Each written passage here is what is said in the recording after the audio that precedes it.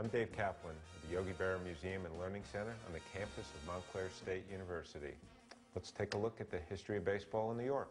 The game of baseball was actually originally called the New York game because its originator was Alexander Cartwright, who was from Manhattan, and the game was played in Manhattan, but things became so crowded there that they moved and played the very first organized game in Hoboken in 1846. When the American League came about in 1901, there was a strong feeling that for the league to succeed, they needed a strong franchise in New York City. That's how the Yankees, who were born the Highlanders, came to be, and they played in the highest point in Manhattan, 168th Street and Broadway, in this little broken down, hastily put together park called Hilltop Park. The Yankees played there for 9 years.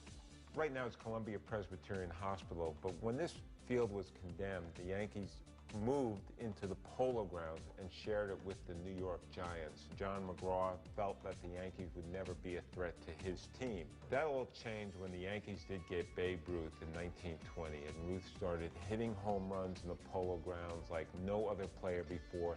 The Yankees outdrew the Giants, became the very first team to draw over 1 million people, and McGraw was incensed. He evicted the Yankees and just told them to disappear. But the Yankees built right across from the Harlem River, Yankee Stadium. So that really kind of generated a great New York rivalry, the Giants and the Yankees. And that rivalry is carried over right now with the Yankees and now the Mets. In between Babe Ruth's emergence and modern-day interleague play, Big Apple baseball experienced another round of classic moments. The end of World War II really ushered in the era of the golden age in baseball. This is when Jackie Robinson broke the color barrier in 1947 and joined the Brooklyn Dodgers, and this is when the Subway Series became commonplace in New York. You had 3 teams just 10 miles apart from each other, the New York Giants, Brooklyn Dodgers, and New York Yankees, and invariably they were playing each other in the series, so New York really had a hold on the Fall Classic.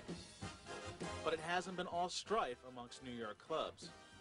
New York baseball has a history of shared stadiums. The Yankees shared the Polo Grounds with the New York Giants, and then the Mets were very gracious enough to let the Yankees use Shea Stadium for 2 years in 1974 and 75 as Yankee Stadium was being remodeled. To this day, there's a great number of players who have worn both the Yankee and Met uniforms.